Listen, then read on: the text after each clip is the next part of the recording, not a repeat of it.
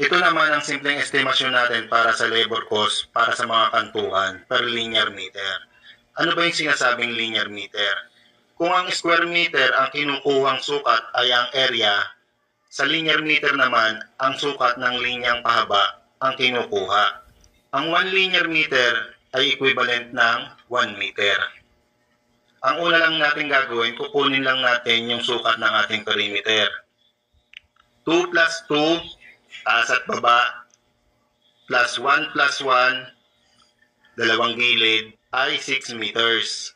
Imumultiply lang natin sa 2 dahil harap at likod ang kakantuhan. 6 times 2, kinalabasan ay 12 meters. Kung ang per linear meter natin ay 100 pesos, imumultiply lang natin ang 100 pesos sa 12 meters. Ang kinalabasan ay 1,200.